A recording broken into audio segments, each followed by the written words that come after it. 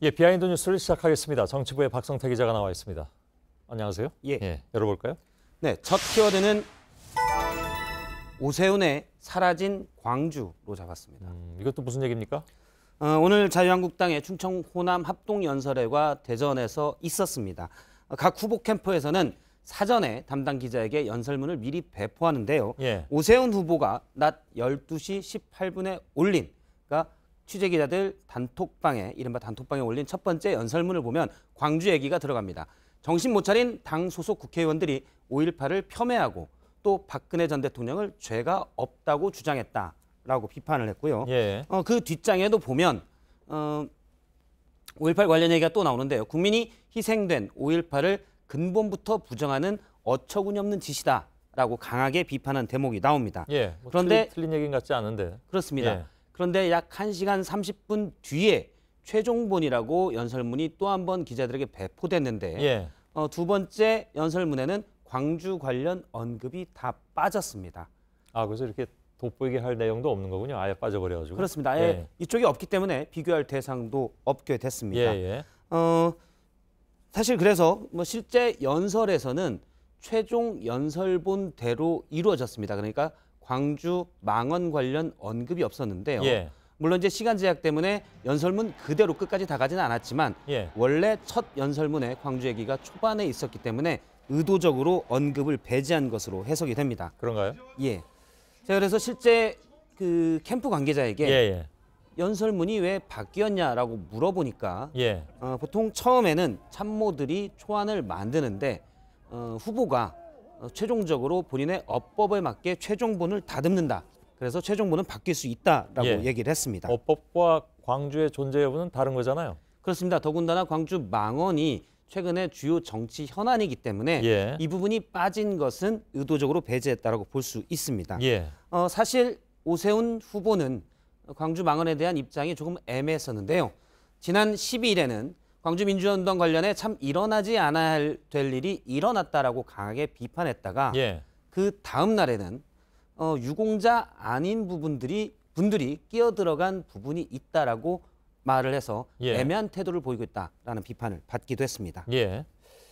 알았습니다. 아무튼 여기 당권 주자들이나 최고위원 주자들이 광주를 놓고 하는 그런 여러 가지 언행들은 들으면 들을수록 뭐랄까요, 좀 굉장히 씁쓸하기도 하고 예. 그렇습니다. 정략적으로 해석되는 부분들이 좀 있습니다. 예. 두 번째 키워드는요? 두 번째 키워드는 황교안의 안타까운으로 잡았습니다. 예. 뭐가 안타까운가요? 오늘 5.18 망언 의원들에 대해서 한국당 윤리위원회가 2명에 대해서는 징계 유예, 그리고 이종명 의원은 제명 결정을 내렸는데요. 이에 대한 입장을 기자들이 황교안 전 총리에게 물었습니다. 그런데 안타깝다는 대답이 돌아왔습니다. 직접 들어보겠습니다. 근데 안타깝다는 말은 그동안 계속됐던 거잖아요. 그렇습니다. 예, 아무튼 들어보죠. 예. 참 안타깝게 생각합니다. 어떤 부분이 안타깝습니까? 국민들에게 그런 걱정을 끼쳐드리고 이런 것들이 또 윤리위원회에 회부되고 이런 일련의 과정들에 대해서 예. 기자가 재차 물은 것은 황교안 전 총리가 자주 안타깝기 때문인데요. 앞서 물어보면 국민에게 걱정을 끼쳤다라는 부분은 망언에 대해서 부정적으로 해석이 되는데 예. 또 윤리위원회 회부되고 이런 과정들이 또 안타깝다라고 하는 것은 징계 회부된 의원들이 안타깝다고 한 건지 진위를 알기 어렵습니다. 예. 황교안 전 총리는 안타깝다는 표현을 상당히 자주 쓰는데요. 어제 쓴 발언들을 잠깐 보도록 하겠습니다. 예. 어제 당내 5.18 폄훼 논란에 대해서 어떻게 생각하냐라고 기자들이 묻자 정말 안타깝게 생각한다. 어쨌거나 언행에 조심해야 된다라고 얘기했고요. 예. 또 북한군 개입설에 대해서는 어떻게 생각하냐라고 묻자 여러 번 과거에 조사가 있었던 것 같은데 지금은 안타까운 마음이다. 예. 이렇게 얘기를 했습니다. 듣기에 따라서는 그냥 그 조건반사처럼 안타깝단 말이 나오는 것 같은 그런 느낌이 드는군요. 이전에도 홍준표 전 대표의 불출마에 대해도 안타깝다라고 얘기했고요. 그랬나요? 예. 홍 전 대표가 제기했던 병역 비리 의혹이 있다라고 한 부분에도 안타까운 마음이다라고 해서 상당히 자주 안타까운 것으로 보입니다. 예. 알았습니다.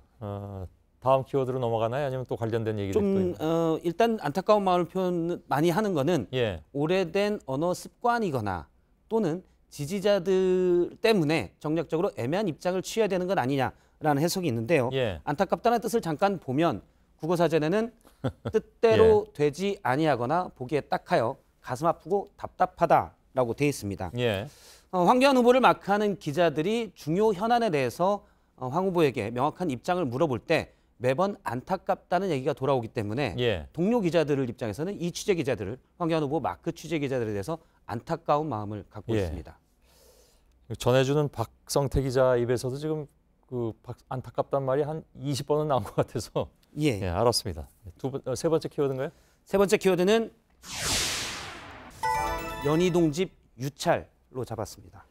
전두환 씨 집을 얘기하나요? 그렇습니다. 예. 전 씨가 살고 있는 연희동 집인데요. 예. 검찰이 추징금을 환수하기에 공매에 붙였고 어제까지 1차 입찰이 실시가 됐습니다. 예. 지금 화면상의 왼쪽이죠? 예, 나오는 예. 집인데요. 이제 공매 붙였다는 거는 누가 입찰해서 낙찰받으면 집주인이 바뀌는 겁니다. 예. 그런데 한 명도 응하지 않아서 유찰이 됐는데요.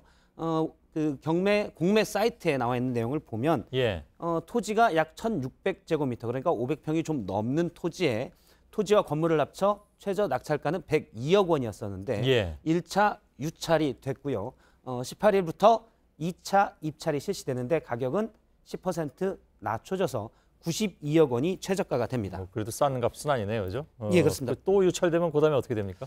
최저가가 10% 또 낮춰지게 됩니다. 예. 인근의 낙찰가율을 최근 보면 약 80% 수준이기 때문에 다음에 낙찰이 되든지 아니면 그 다음에 낙찰이 될 것으로 예상이 되는데요. 예. 만일 낙찰되면 전 씨는 집을 비워줘야 되고 그리고 정부로서는 1,000억 원이 넘게 지금 추징금이 남았는데 일부를 환수할 수 있게 됩니다. 예. 하지만 유찰이 많아질수록 계속 낙찰 가격이 낮아지기 때문에 유찰이 더 되면 정부 재정을 조금이라도 더 환수해야 되는 입장에서는 예. 안타까운 상황이 될 수 있습니다. 예. 그나저나 요즘 뭐 집값이 떨어지고 있기 때문에 예. 기다리는 사람들도 있을 것 같습니다. 떨어지기를. 예. 박성태 기자였습니다. 수고했습니다.